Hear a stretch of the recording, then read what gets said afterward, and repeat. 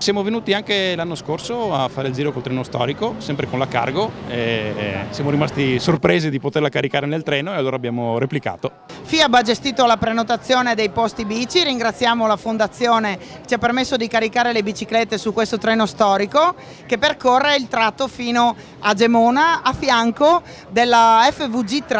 che è la ciclovia pedemontana del Friuli, bellissima e che grazie al fatto che coesista di fianco al treno potrà essere percorsa da tante bici. Oggi in particolare le 80 bici che abbiamo caricato sul treno potranno fare 3 itinerari. Una volta arrivati a Gemona, un itinerario da 25 km fino a Venzone e ritorno, un itinerario un po' più impegnativo in salita di 42 km e un gruppetto ritornerà in bicicletta da Gemona fino a Pinzano. È un bel risultato per FIAB, siamo contenti perché c'è stato anche tanto consenso da parte delle famiglie, come si vede dal tipo di biciclette che abbiamo caricato, e quindi è un appello non solo alla fondazione che ci permette di fare queste cose, ma a tutta Trenitalia di rendere sempre più accessibili alle biciclette le stazioni e anche i treni. Io credo che quello che sta facendo la FIAB a Ruota Libera sia veramente qualcosa di molto interessante, ma soprattutto fatto per conoscere il territorio, per dare la visibilità al territorio e permettere a tutti anche di vivere il territorio, perché probabilmente molti di noi non riescono durante la giornata, magari anche durante le settimane importanti, ad andare un po' in giro.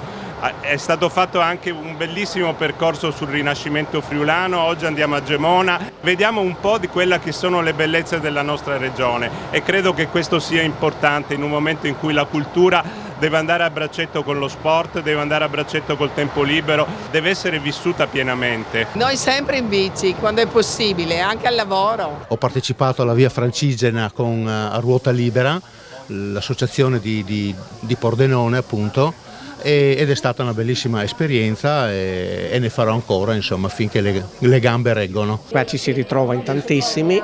con interessi anche diversi, perché qui c'è Ruota Libera, io faccio parte di quell'associazione, per cui siamo un'ottantina solo di Ruota Libera. Quando arriviamo a Gemona io scelgo il percorso di 25 km, perché l'altro per me è troppo faticoso. Non poteva mancare Cainero al giro. Ma no, è un debito d'onore che ho verso questa città, verso le persone che vanno in bicicletta, si divertono, pure in una giornata molto assolata come questa,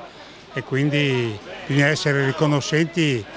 a chi pratica questo sport e chi contribuisce anche a divulgarlo, quindi l'ho fatto con molto piacere. Il Friuli è una regione che va valorizzata e il turismo in bicicletta è il miglior modo per valorizzarla, penso, perché abbiamo dei territori veramente bellissimi e iniziative come queste vanno portate avanti perché sono molto importanti per la regione e quindi dobbiamo cercare di sostenerle al massimo. Conosci bene la regione? Sì, certo, ci giro molto in bicicletta soprattutto e proprio per questo consiglio a tutti di venire qua per le nostre strade a girare e a fare turismo.